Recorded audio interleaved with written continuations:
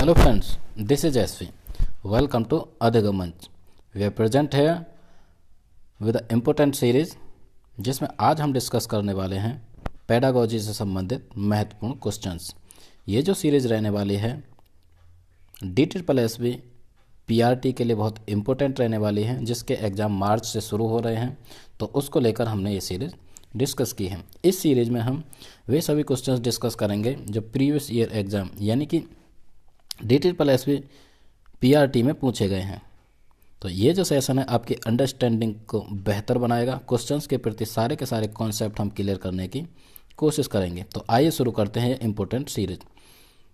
ये रहा इस सेशन यानी कि पहले सेशन का पेडागोजी विशेष की इस सीरीज का पार्ट 1 का फर्स्ट क्वेश्चन। इसमें हम बहुत ही महत्वपूर्ण क्वेश्चंस डिस्कस करने वाले हैं। तो फर्स्ट क्वेश्चन को देखते हैं। फर्स्ट क्वेश्चन की यदि हम बात करें तो ये रहा इस सीरीज का पहला क्वेश्चन। विशेष आवश्यकता वाले बच्चों को शिक्षा प्रदान की जानी चाहिए। विशेष आवश्यकता वाले जो बच्चे हैं उनको शिक्षा प्रदान की जानी चाहिए। विशेष विद्यालयों में विशेष शिक्षकों द्वारा, अन्य सामान्य बच्चों के साथ, या फिर विशेष विद्यालयों में विशेष बच्चों के लिए विकसित पद्धतियों द्वारा। तो क्वेश्चन को पढ़ने के बाद चारों को चारों ऑप्शन देखते हैं और उसके बाद हम डिस्कस करते हैं। क्वेश्चन को एक बार दोबारा से रीड करते हैं। विशेष आवश्यकता वाले बच्चों को शिक्षा प्रदान की जानी चाहिए। तो ये पेडागोजी का सेशन है। इसमें हम पेडागोजी के DSSB में आए हुए क्वेश्चन डिस्कस कर रहे हैं। विशेष विद्यालयों में विशेष शिक्षकों द्वारा, अन्य सामान्य बच्चों के साथ, या फिर विशेष विद्यालयों में विशेष बच्चों के लिए विकसित पद्धतियों द्वारा।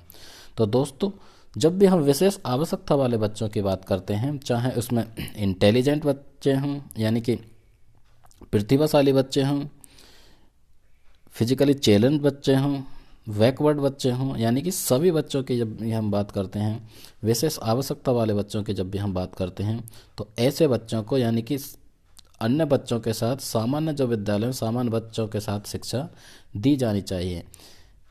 ऐसा करने से विशेष आवश्यकता वाले बच्चों के लिए सामान्य बच्चों के साथ यदि हम शिक्षा प्राप्त कराते हैं तो उनमें आत्मसम्मान, स्वाभिमान आदि का गुण विकसित रहेगा। उनमें किसी तरह की आत्मग्लानि का भाव नहीं आएगा। इसलिए हमें प्रत्येक बच्चे को सामान्य बच्चों के साथ शिक्षा प्रदान करनी चाहिए। तो क्वेश्चन नंबर फर्स्ट का ऑप्शन नंबर 3 बिल्कुल करेक्ट रहेगा। नेक्स्ट चलते हैं इसके साथ नेक्स्ट क्वेश्चन। यदि हम इस क्वेश्चन की बात करें तो ये DSSB 2013 में आया हुआ है। CTET में तो बार बार ये पूछा गया है। नेक्स्ट चलते हैं नेक्स्ट क्वेश्चन।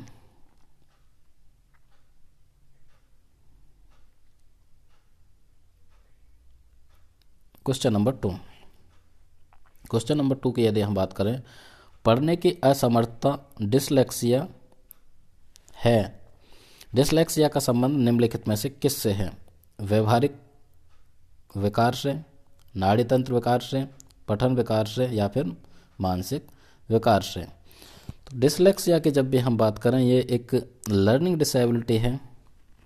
लर्निंग डिसेबिलिटी की यदि हम बात करें तो ये पठन विकार से इसका सीधा सीधा संबंध है।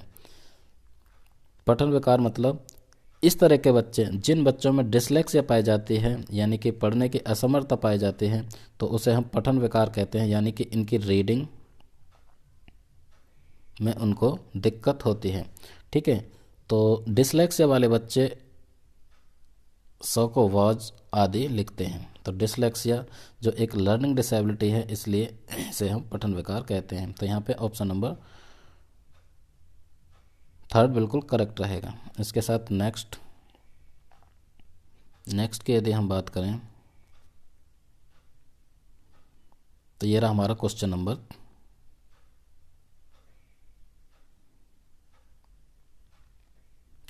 3।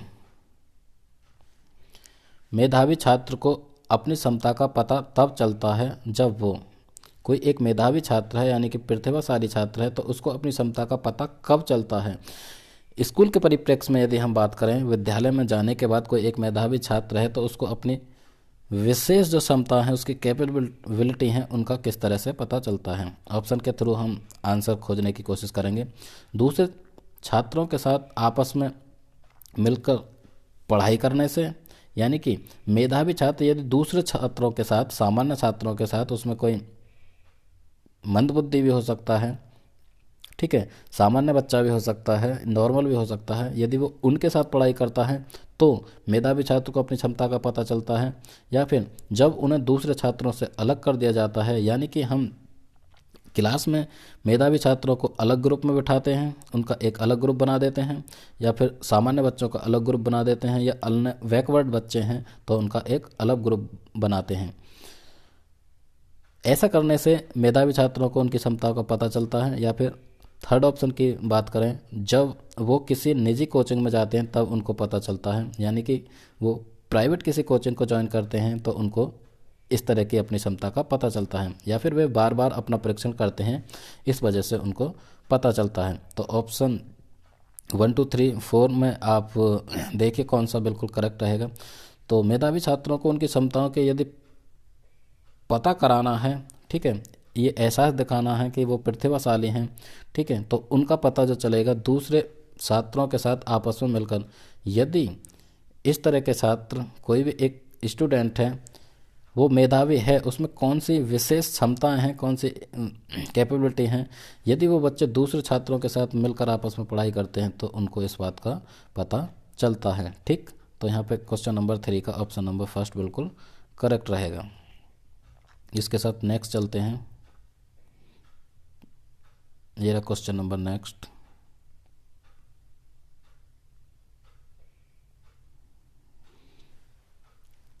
क्वेश्चन नंबर 4, किसका मानना है कि किसी की तरफ मदद का हाथ बढ़ाने और वंचित युवाओं को एक बेहतर बचपन और एक उज्जवल भविष्य का मौका देने के लिए कोई भी जल्दी या देर नहीं है। ये जो स्टेटमेंट है, ये कथन किसका है, ये किसका मानना है कि किसी की तरफ मदद का यदि हमें हाथ बढ़ाना है या वंचित युवाओं के साथ बेहतर बचपन के उज्जवल भविष्य का मौका हमें देना है तो उसके लिए कोई भी जल्दी नहीं है या फिर कोई भी देर नहीं है। ये वही वाली बात होगी कि जब जागो तभी सवेरा। यदि हमें किसी की मदद करनी है, किसी के बेहतर बचपन और उसका भविष्य उज्जवल बनाना है या हमें एक मौका देना है तो कभी भी जल्दी नहीं है या कभी भी देर नहीं है, जब चाहे हम कर सकते हैं। तो ये फैक्चुअल बेस्ड क्वेश्चन है। ऑप्शन ए कहता है जॉन डोनाल्डसन, सेकंड कहता है बर्नार्डो, थर्ड कहता है जेम्स या फिर प्राउट। तो बिल्कुल फैक्चुअल बेस्ड क्वेश्चन या तो आपसे आता है या नहीं आता, तो बिल्कुल ये तो आपकी मेमोरी बेस्ड क्वेश्चन है, ये आपको याद करने पड़ते हैं। तो ये जो कथन है ये बर्नार्डो का है। ये जो क्वेश्चन है DSSP प्राइमरी शिक्षक 2014 में पूछा गया है। तो इस तरह के क्वेश्चन भी पूछे जाते हैं जो फैक्चुअल बेस्ड होते हैं। तो इसका ना तो मैं कुछ कर सकता ना आप कुछ कर सकते हैं। तो क्वेश्चन नंबर 4 का ऑप्शन नंबर सेकंड बिल्कुल करेक्ट होता है। तो इस तरह के क्वेश्चन भी पूछे जाते हैं। ये पेडागोजी का पार्ट नहीं है लेकिन हाँ साइकोलॉजी का पार्ट है। तो इस तरह के फैक्चुअल बेस्ड भी क्वेश्चन बहुत हद तक आते हैं। इसके साथ नेक्स्ट चलते हैं क्वेश्चन नंबर 5। ये रहा क्वेश्चन नंबर 5।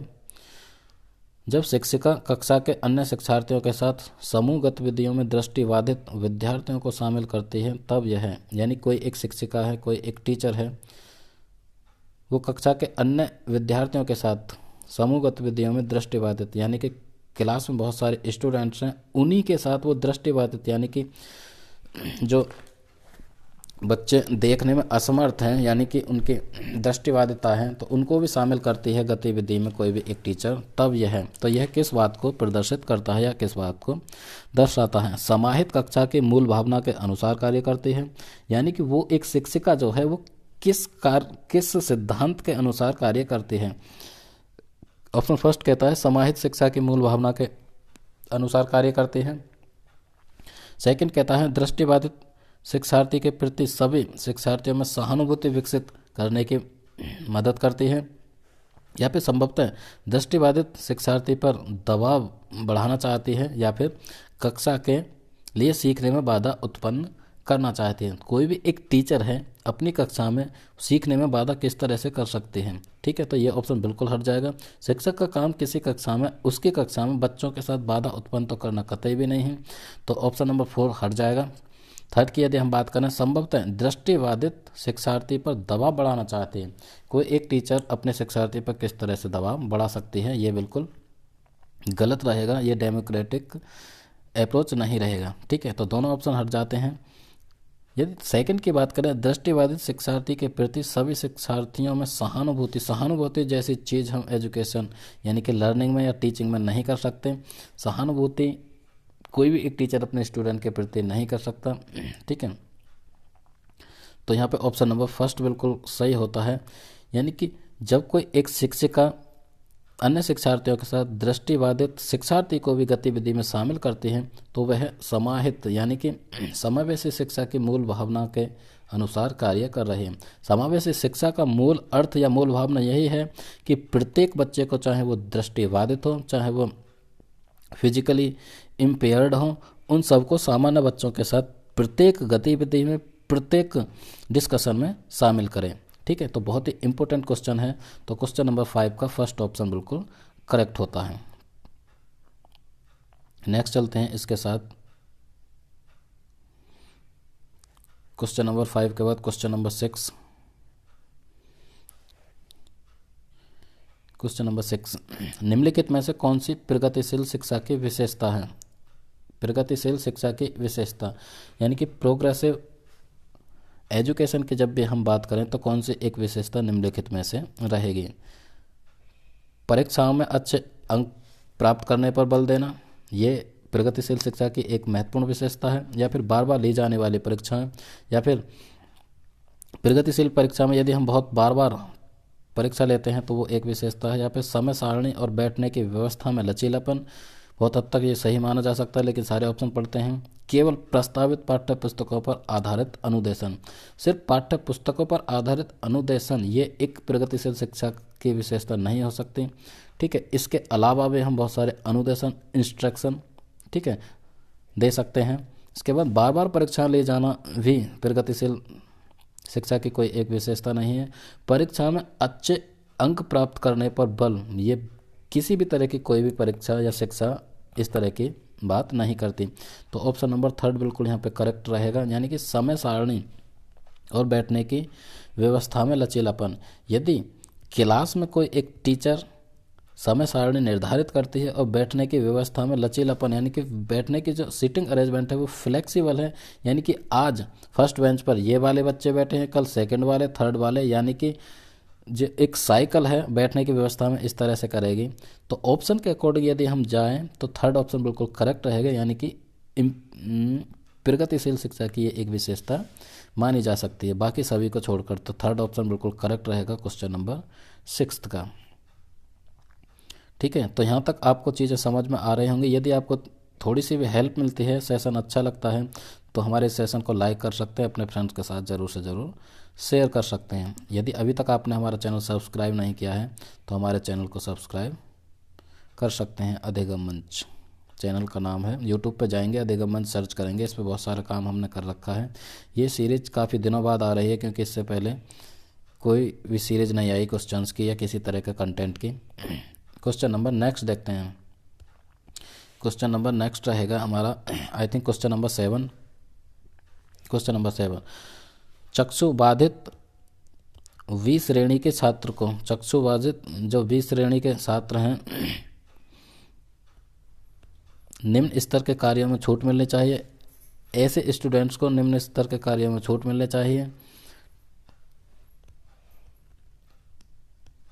या फिर अभिभावकों द्वारा उसके दैनिक कार्यों में मदद मिलनी चाहिए।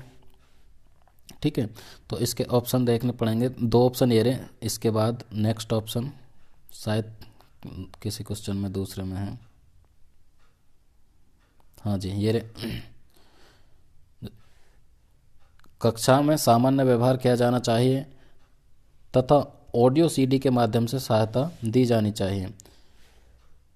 कक्षा में विशेष व्यवहार किया जाना चाहिए। विशेष व्यवहार की यहाँ पे बात नहीं हो रही, इस तरह के स्टूडेंट्स के लिए कक्षा में सामान्य व्यवहार किया जाना चाहिए। सबसे पहले तो इस तरह के बच्चों के ये वो किसी भी तरह के इम्पेयर्ड हैं या किस तरह की उनमें डिसेबिलिटी है, ठीक है, या किसी तरह से उनमें बाध्यता है, तो इस तरह के बच्चों के साथ सामान्य व्यवहार किया जाना चाहिए। जिस तरीके से कोई टीचर सामान्य बच्चों के साथ नॉर्मल व्यवहार करती है, इसी तरह उनके साथ व्यवहार किया जाना चाहिए।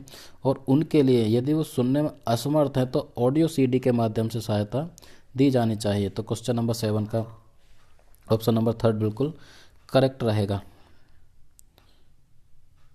ठीक, नेक्स्ट चलते हैं इसके साथ।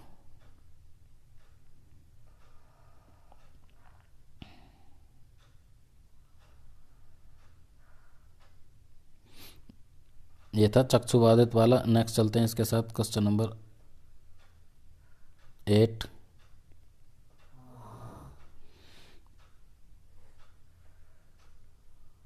क्वेश्चन नंबर 8, छोटी उम्र के शिक्षार्थियों में पठन में कठिनाई निम्नलिखित में से किसका संकेत नहीं है? किसका संकेत नहीं है? छोटे बच्चों की यदि हम बात करें, प्राइमरी लेवल के यदि हम बात करते हैं 1 to 5, इस तरह के बच्चों में पठन में कठिनाई, यदि उनको पढ़ने में रीडिंग में कुछ दिक्कत महसूस हो रही है तो निम्नलिखित में से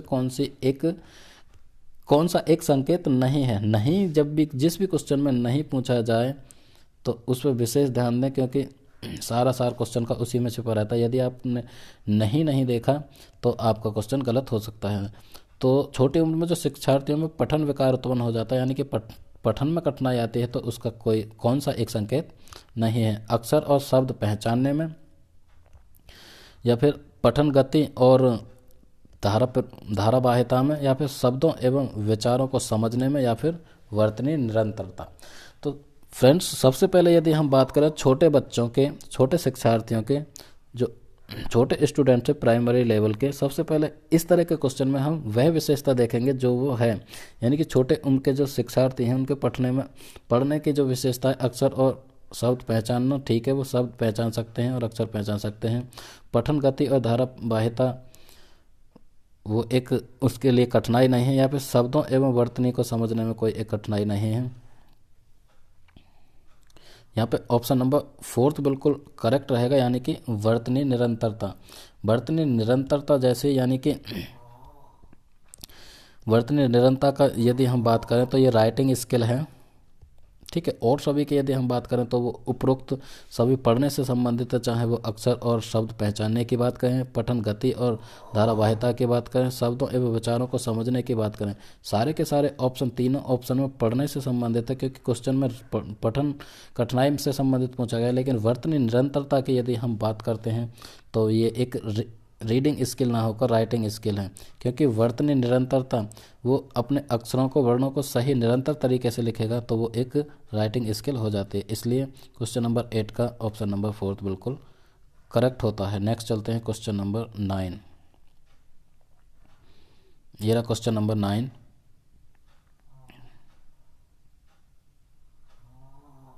फ्रेंड्स, हम ये जो क्वेश्चन डिस्कस कर रहे हैं प्रीवियस ईयर क्वेश्चन हैं, ये DSSB में कहीं ना कहीं आए हुए हैं, उनको हम डिस्कस कर रहे हैं क्योंकि इन क्वेश्चंस के थ्रू आपके अंडरस्टैंडिंग बेहतर हो पाए। नेक्स्ट चलते हैं, विकलांग बच्चों के लिए केंद्र प्रायोजित एकीकृत योजना का उद्देश्य विकलांग बच्चों को शिक्षा के अवसर उपलब्ध कराना है। विकलांग बच्चों के लिए केंद्र प्रायोजित एकीकृत योजना का उद्देश्य, केंद्र द्वारा जो प्रायोजित एकीकृत योजना है, इंटीग्रेटेड प्लानिंग, उसका उद्देश्य विकलांग बच्चों को शिक्षा के अवसर उपलब्ध कराना है। तो ये किस तरह के विद्यालयों में अवसर उपलब्ध कराना है ऐसे बच्चों के लिए?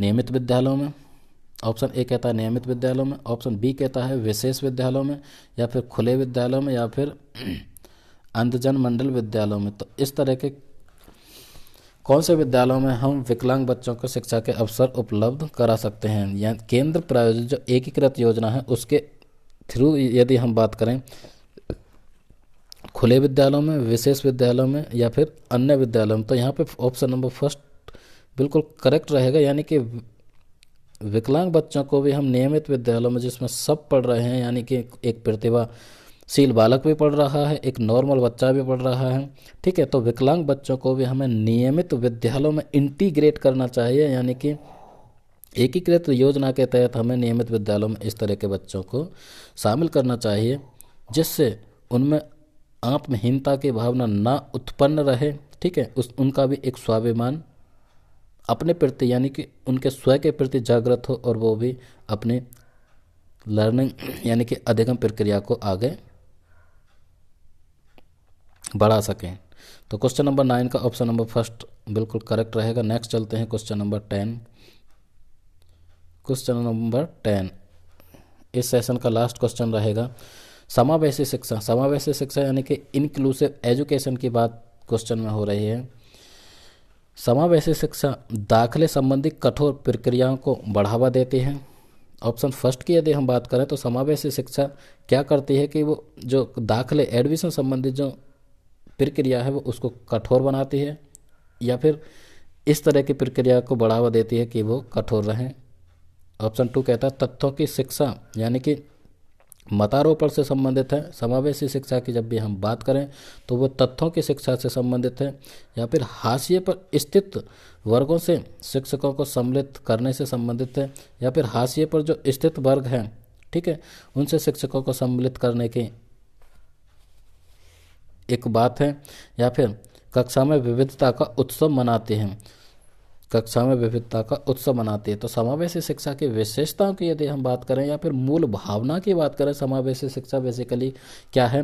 समावेशी शिक्षा की जब भी हम बात करते हैं तो समावेशी शिक्षा सभी को समावेश करना। सीधा और सिंपल अर्थ की यदि हम बात करें तो समावेशी शिक्षा का सीधा मतलब है कि प्रत्येक बच्चे को, प्रत्येक वर्ग के बच्चे को, चाहे वो अमीर हो गरीब हो, किसी जाति धर्म विशेष आदि से आए, ठीक है, समावेशी शिक्षा का मतलब है कि प्रत्येक बच्चे को प्रत्येक बच्चे के साथ शिक्षा में शामिल किया जाए। उसे चाहे किसी तरह की विविधता हमारे राष्ट्र हमारे राज्य में आदि में हो, लेकिन सभी बच्चों को हम एक साथ बिठाकर एक स्कूल में, नियमित स्कूल में उनकी शिक्षा व्यवस्था का प्रबंध करें, यानी कि उनकी अधिगम प्रक्रिया को सुचारू रूप से चला सकें। इस तरह से समावेशी शिक्षा की मूल भावना है। तो यहाँ पर ऑप्शन नंबर 4 बिल्कुल करेक्ट रहेगा। समावेशी शिक्षा विविधता का उत्सव मनाते हैं, ठीक है, यानी कि समावेशी शिक्षा में विविध प्रकार के बच्चे रहेंगे, उनकी लैंग्वेज अलग हो सकती है, उनकी संस्कृति अलग हो सकती है, ठीक है, उनका धर्म कल्चर सब अलग हो सकता है, उनका बैकग्राउंड स्टेटस सब कुछ अलग हो सकता है। तो समावेशी शिक्षा में कक्षा में यानी कि विविधता का उत्सव मनाते हैं, विविध प्रकार के बच्चे समावेशी शिक्षा द्वारा शामिल किए जाते हैं। तो क्वेश्चन नंबर 10 का ऑप्शन नंबर 4 बिल्कुल करेक्ट रहता है, ठीक है। तो आई होप यहाँ से 10 क्वेश्चन हमने डिस्कस किए, यहाँ से कुछ चीज़ें आपको क्लियर हुई होंगी। 10 क्वेश्चंस में से आपके कितने सही होते हैं ये हमको आप कमेंट बॉक्स में बता सकते हैं। ये सेशन आपको कैसा लगा कमेंट बॉक्स में ज़रूर से बताएं। इसके साथ मैं SP आपसे विदा लेता हूँ। नमस्कार।